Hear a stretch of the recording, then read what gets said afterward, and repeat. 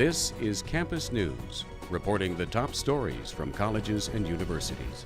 Next on Campus News. Watch as students fight the floodwaters of the Red River.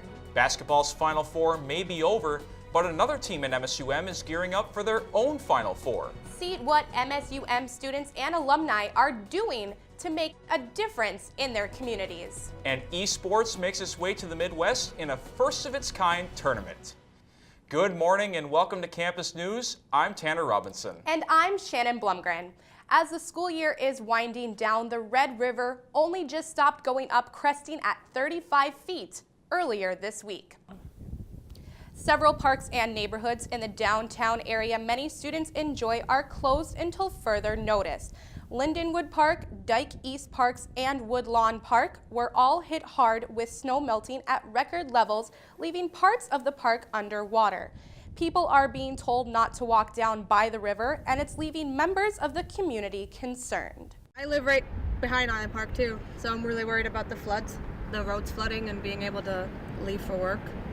The Red River is still in major flood stage, but will slowly go down over the next few weeks. While this year's flood didn't shut down schools or almost force the city to evacuate like 2009, the FM Metro didn't take any chances when it came to protecting people. Both cities placed flood barriers along the Red River ahead of it cresting. The workers placed these barriers just off I-94 on South River Shore Drive, right next to Horn Park and Moorhead. The city of Fargo says the steel beams can help prevent further flooding, and residents are being told to stay away from the area. College students have played a role in helping prepare for the flood, but the younger crowd is also pitching in. High school students from all over Cass County gathered in West Fargo to help fill sandbags. I caught a glimpse of all the hard work those students bagged up. Sandbags, sandbags, and more sandbags.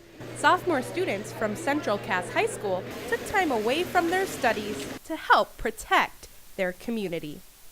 Over the course of 1 week, high school students filled thousands of sandbags. It feels really good. Anything to get out of school, so it's fun. We know our community, we help our community better, and we get together as a class and do something good.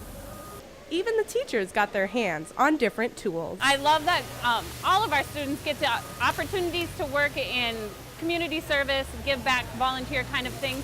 But to have my own daughter do it, it's priceless to see her interacting with her classmates to serve her community. Sophomores, juniors, and seniors all joined in the flood fight. This is just one of many pallets that have been taken away for distribution. They were delivered this week to homes and farms in Cass County needing protection. I am here at the Red River in downtown Fargo, where it does cross over to the Moorhead area.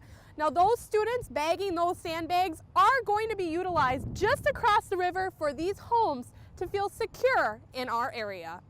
The flooding throughout the FM area was originally thought to be compared to the floods that occurred in 2009. But because of a perfect thaw, the crest of the river is at 35 feet, meaning the potential for major flooding dropped significantly in the metro area. Sandbag Central has officially wrapped up, and they are being delivered as needed to different parts of Fargo and Moorhead. The city of Moorhead says they're confident with the amount of sandbags they were able to put together for the flood. For thousands of students in California, getting good grades isn't the most stressful part of school. It's keeping a roof over their head. Recent surveys revealed 1 in 5 community college students faced homelessness in the last year. 400,000 students in total. Many students are forced to live out of their cars if they're lucky enough to have one. A new bill is making its way through California's legislature that would require community colleges to let students keep their cars parked at schools overnight. Activists blame this homelessness crisis on low-paying jobs and a lack of affordable housing. President Donald Trump recently signed an executive order for free speech that will affect college funding. Trump says he made the order to promote free speech and to end bias on campuses. The guidelines will include allowing open debates and the protection of students from unfair treatment. Any school that doesn't follow the new rules could lose their research funding. We spoke to MSUM's Vice President of Finance and Administration, Gene Haller, who says the school already has similar guidelines in place. As long as it's a university-sponsored or a student organization-sponsored event, we wouldn't censor the content or the ideas that are presented. West Coast colleges such as UC Berkeley and the University of California are calling the order unconstitutional. An Academy Award-nominated actress, she says she plans to plead guilty to taking part in a widespread college bribery and admissions scandal. Desperate Housewives and Transamerica star Felicity Huffman is accused of paying $15,000 to have her daughter's SAT score boosted. Huffman apologized for her role in the scandal, saying her daughter knew nothing about it. At least 12 other parents are also expected to plead guilty. If convicted, Huffman could face up to 18 months in prison. Coffee with your local leaders. It's an idea Moorhead Mayor Jonathan Judd pitched to community members at Minnesota State University Moorhead. Judd and other city council members came together at the Sun Garden Lounge to talk to community members and students about issues that concern them. Locals talked about problems like job opportunities, education plans, and also road construction. Judd says events like these are important to build bridges between the city and the people it represents. I think what's really important is that students really, they're kind of in our community's DNA. We are a college town. We're building leaders for tomorrow. It's good to have student engagement at all levels right now. So I think right now, coming here will show that the city does have a care and concern about the student population. Judd says he was happy with the turnout and is excited for his next trip to campus. 2 college students in Oregon duped Apple out of 1,000 iPhones and nearly $1 million. Engineering students Yang Zhao and Quan Jiang took counterfeit iPhones sent to them from China and turned them in for a real replacement. The pair from Oregon State and Benton Community College replaced over 1,400 iPhones, which the students sent back to China, where an associate turned them for a profit. The scheme reportedly cost Apple $900,000. And students in New York were praised for doing something typically considered illegal. More than 100 students from New York colleges will compete in a hackathon, challenging their skills in computer science and cybersecurity. Students will have the opportunity to take control or defend their computers from attackers. The students' attackers will be real-world professionals to give the students a real-life experience. This will be the 6th year this event has been held. For the first time ever, the number of students from outside the U.S. enrolling in American colleges has gone down for 2 years straight. Reporter Ben Reiki caught up with students here at MSUM to see why they say the trip is still worth making. The crowd goes wild as soccer fans from around the world come together to cheer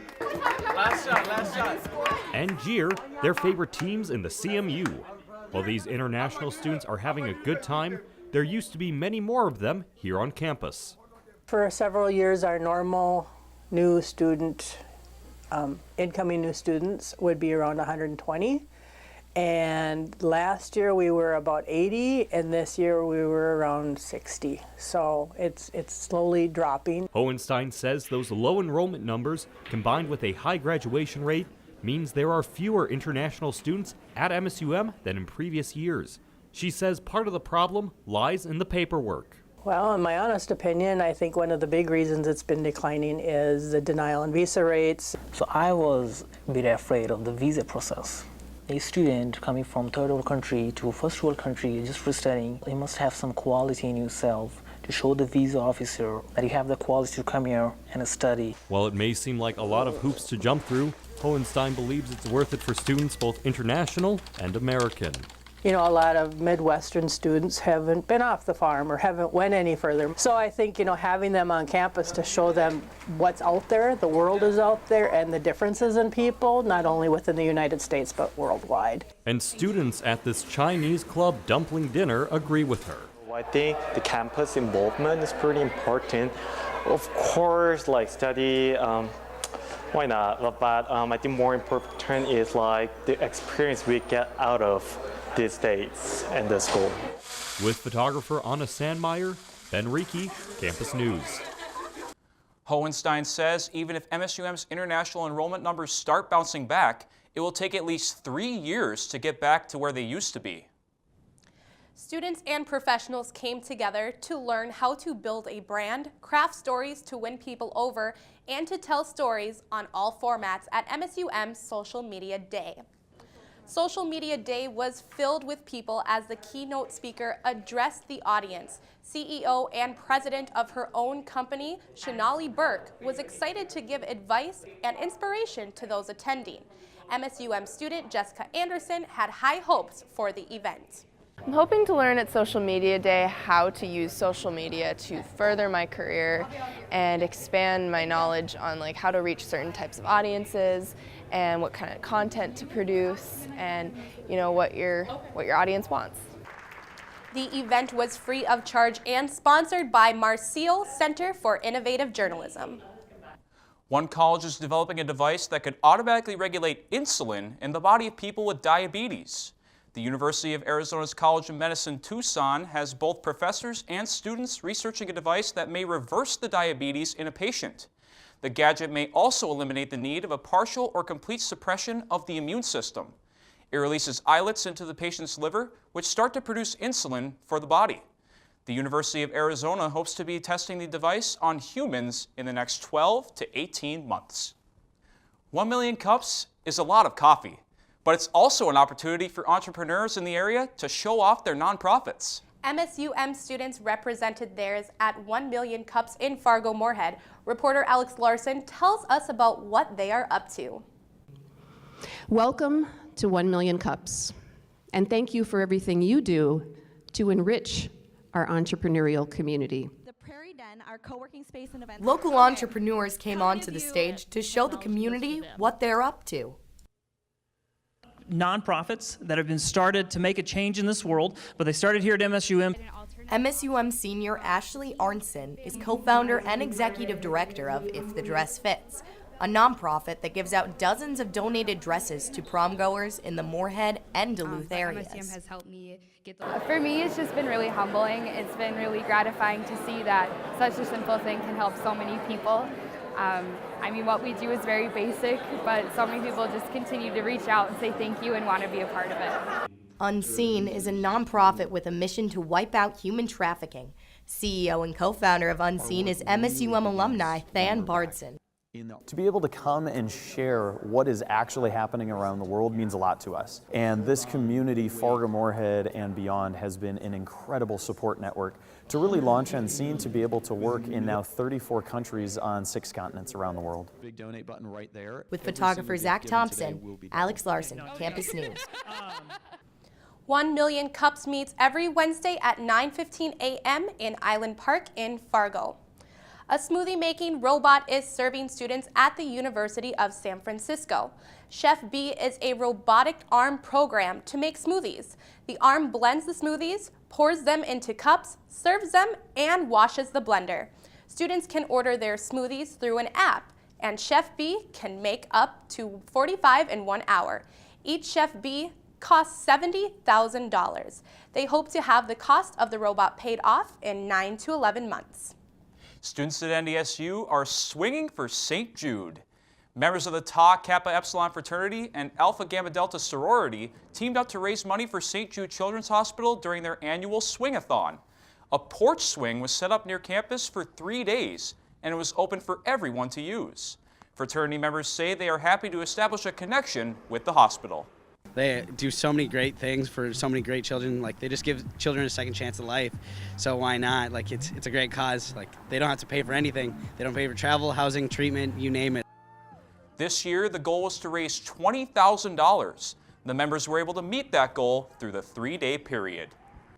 Students at the University of California, Northridge are using trash from the LA River to create musical instruments. The students head down to the river and collect garbage and natural materials to make into instruments and costumes. They collected the trash over the last 6 months to prepare for the Future Currents LA River Festival.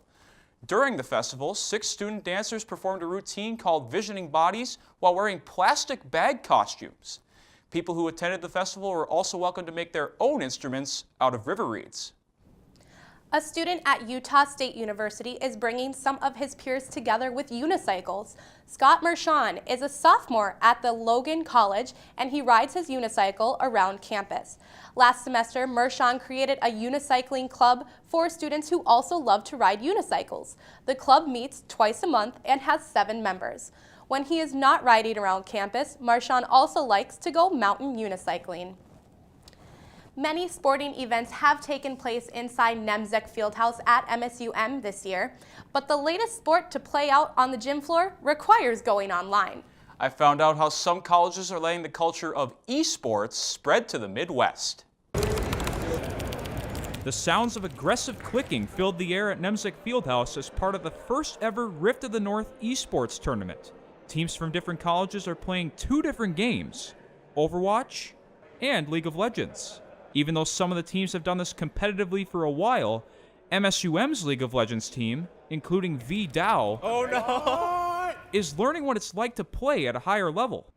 So for MSUM League of Legends team, we're not really competitive, so that's why we usually just play for fun, and we're just having fun. So sometimes it looks like we troll, but we try our best. Yeah. Nice. I got a kill. I'll take it. I'll take it. But what goes into putting an esports tournament of this size together? Organizers of the tournament say this took 8 months to plan, and they are happy with the execution. Collegiate esports is a pretty new space, and so a lot of these teams are new and travel is new for them. Another team in this tournament is Midland University, which is based out of Nebraska. Team member Jeffrey Little says a tournament like this helps make people become more aware of esports in places where it has low exposure. I think it's showing like the start of a new wave of competitive gaming and sports in general, and like it's going to grow and it's going to become bigger and bigger. So it's just nice to actually have it come like in the Midwest. I like seeing that. That's what I like to see. Okay. The Rift of the North tournament invites gamers of all skill levels to come play. Because win or lose, teams say that it's all in good fun. That was good. I like that. That was fun. Good. Organizers of the tournament say they hope to reach out to more schools for next year's competition. And now we turn it over to Alexis Kennedy for a look at this week's sports. Well, guys, March Madness is officially over, but there's another team that's heading their own way to their own Final Four. Minnesota State University Moorhead has had a great sports year, but one club is trying to add their name to that list. Reporter Nick Napper is there to tackle this story. Passing, punting, and big hits. It might sound like a game of football, but in this case, it is a sport many don't know about. MSUM's rugby team just 4 seasons ago was winless, but now they are heading to the men's rugby NSCRO Final Four. I think it's honestly a blessing. We're really filling out the Cinderella story. Going into the season, everybody thought we were just another club that just wants to go to tournaments and just have fun, but we really shocked, I want to say, like the whole nation, beating Wayne State and going to the Final Four. So we're definitely not going just for fun. We don't win it all. A unique group of players make up this team. It constitutes of MSUM players as well as M-State players. So we have a pretty good eclectic mix of guys, all sorts of different backgrounds. It really came together as like a brotherhood, and I think that's going to roll over to going to the Final Four, just playing together, everybody just doing a role. We know we're going to be playing teams that we never played them before. So they're expecting something from us, and we're expecting something from them. Rugby at MSUM is not funded by the university. We're not an NCAA-sanctioned sports team. We're actually an intercollegiate club team. And what that means is that we're funded by student activities fees. There are about 250 clubs across the United States at the NSCRO level, split between Champions and Challenge. And we're in the Final Four for the Challenge Cup. So it's going to be some tight competition. Statistically, rugby is a safer sport than football because of safer tackling techniques. I like to hit people. Whenever I'm on the field, I like to go hard. At the end of the playoffs, these players are trying to bring respect to MSUM rugby. With photographer Alexis Kennedy, I'm Nick Napper, Campus News Sports. The Final Four is in Londonville, New York at the end of April. Fans going to North Dakota State University football games are going to have more room to tailgate this fall. NDSU is expanding their reserved tailgating sections on the west side of the Fargo Dome. In addition to reserved spaces, the school added 100 non-reserved spots. The new spots cost $5 with a 2-spot minimum. Requests for tailgating start April 1st. A former Concordia soccer player has been given a chance to make a splash professionally in Germany. Austin Peterson was a 3-year starter at Concordia and was also a 3-time All-MIAC award winner. Peterson has already played 5 games with his new team and says that the game is faster and more physical than soccer is in the MIAC. He is trying to learn German better to communicate with his teammates. I didn't know any German when I came over, and I still barely know anything, but I'm trying to learn. So communicating with people can be difficult. Peterson ended his Cobber career with 20 points and earned all conference awards in his junior and senior season. A UND women's basketball player just wrapped up her collegiate career, but isn't ready to give up her playing career quite yet. 6'2" Lexi Claybo is pursuing a chance to play professionally. She was invited to the Pro Hoops Combine. It was held together with the Women's Final Four in Tampa, Florida. This combine gives WNBA and foreign professional league representatives a chance to look at seniors. Claybo averaged 18.1 points and 8.2 rebounds a game. She also made the All-Summit League first team as a senior. The University of Virginia finished on top of the college basketball world in one of the most celebrated sporting events of the year. Behind the action on the courts, friends wagered against each other in brackets. Griffin Nelson shows us how they break it down. Some things are easy.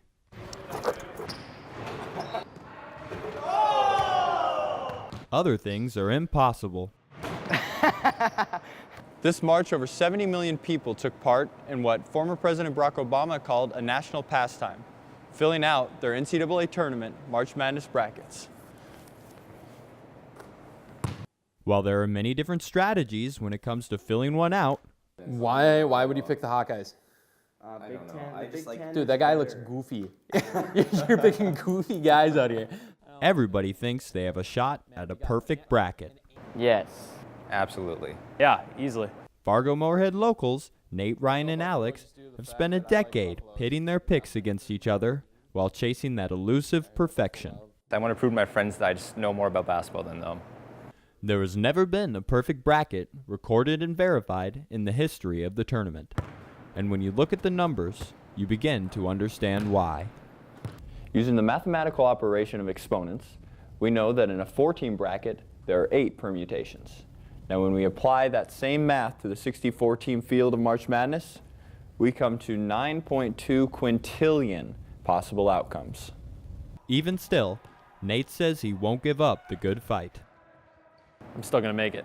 I know I am. I have a lot of confidence. Win or lose, this pastime will keep friend groups connecting and competing for years to come, even if that competition gets a little heated. And when the final buzzer sounded this April,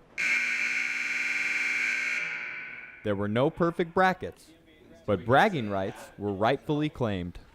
Let's go. Oh my gosh, come on. With photographer Damian O'Donnell, I really think I got a good bracket this year. Griffin Nelson, Campus News Sports.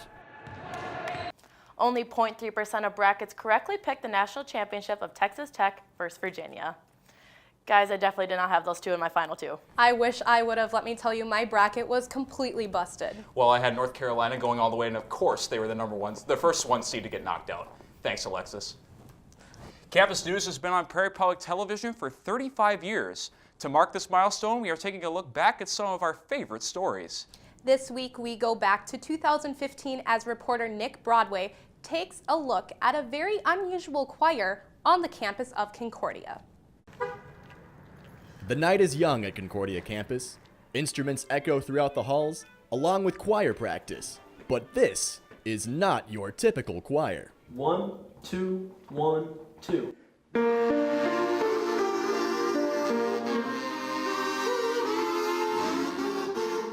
The kazoo choir is rehearsing Mr. Sandman for their upcoming performance. As they hum and toot their way to stardom, founder Jake Pavia did not expect it to get this popular. It was a little bit of an impulse buy, but I bought a pack of 25 kazoos online. His impulse paid off. We set up flyers in the dorms, which we made in crayon. The choir now has 12 members, with many more expected to join. It's like such a good conversation starter to be like, hey, I play in kazoo choir, and they're like, not really, and you can be like, no, for real, it's like a real thing, you should totally come do it. Starting last January, they already perform on the big stage. We were invited to perform at the Student Blockbuster at Concordia. That was where we had our premiere performance. People don't have that many expectations when they have a kazoo choir performing, and then when they do, they're surprised, hey, that actually sounded kind of like music, that was nice. Most members play this premium quality metal kazoo. It's just made of brass as far as I know, so. But for the most part, they say kazoo playing is not complicated. And then down to the F.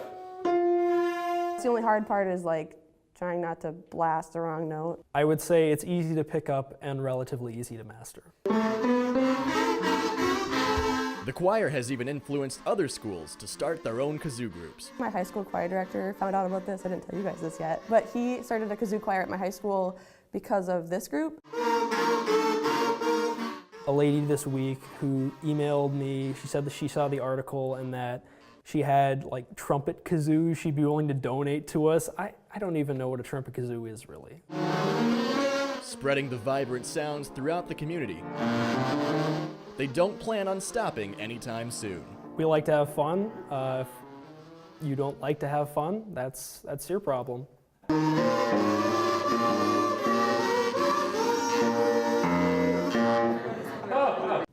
About half the members of the kazoo choir were music majors. Several had never played the kazoo before they joined the group. And that's it for this edition of Campus News. We leave you with another look at the flooded Red River. Thanks for joining us and have a great week.